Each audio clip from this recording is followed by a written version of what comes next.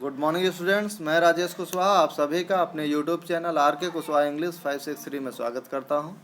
प्रिय विद्यार्थियों, parts of sentence की श्रृंखला को आगे बढ़ाते हुए आज हम सब्जेक्ट पार्ट के एग्जाम्पल्स का अध्ययन करेंगे कि सब्जेक्ट पार्ट के कौन कौन से एग्जाम्पल्स होते हैं, उनका अध्ययन हम करेंगे। तो आइए देखते हैं कुछ एग्जाम्पल्स को और किस तरह से सब्जेक्ट पार्ट रहता है, कैसे कैसे हम सब्जेक्ट पार्ट को बनाते हैं, तो इनका अध्ययन करेंगे। तो subject and its parts and examples. तो जो पहला हमारा एग्जाम्पल है, एग्जाम्पल को हम देखते हैं। तो पहला एग्जाम्पल है डॉग्स बार्क, कुत्ते भौंकते हैं। ये डॉग्स जो वर्ड है ये हमारा सब्जेक्ट पार्ट है।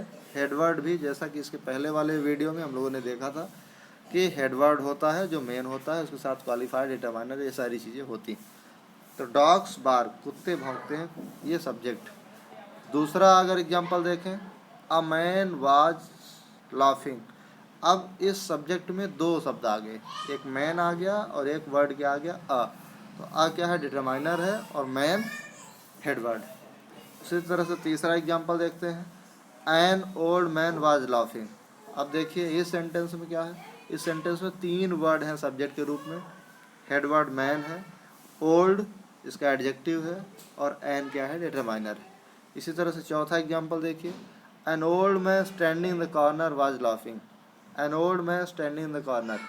एन ओल्ड मैन, ये हेडवर्ड, मैन हेडवर्ड है, ओल्ड इसका एडजेक्टिव है, एन क्या है, ये डिटरमाइनर है, स्टैंडिंग इन द कॉर्नर ये पूरा एडजेक्टिवल फ्रेज है। कोने में खड़ा हुआ बूढ़ा आदमी वाज लाफिंग, हंस रहा था। तो इस तरह से हम देख रहे हैं कि सब्जेक्ट में हेडवर्ड मेन होता है, उसके साथ क्वालिफायर, डिटरमाइनर, ये सारी चीज़ें आ सकती हैं। आइए देखते हैं, कभी कभी जीरन भी सब्जेक्ट का कार्य करता है, तो उसको भी देख लेते हैं, ऐसे एग्जांपल्स को भी देखते हैं। तो जीरन, saving is paying. Saving is paying, saving क्या है, ये सब्जेक्ट पार्ट है। और अगर इधर देखा जाए इज पेइंग, तो ये पेइंग ये प्रेडिकेट पार्ट है। दूसरा एग्जांपल अगर देखें, laughing is good for health. Laughing, laughing यहाँ सब्जेक्ट है, और इसके अलावा जो बचा हुआ प्रेडिकेट है। उसी तरह से swimming is useful for health. Swimming ये सब्जेक्ट के रूप में आया हुआ था, यानी जीरन जो वर्ड है वो सब्जेक्ट के रूप में यूज हो सकता है। जीरन जितने भी होते हैं, जीरन किसे कहते हैं, वर्ब के फर्स्ट फॉर्म में आईएनजी लगा दें।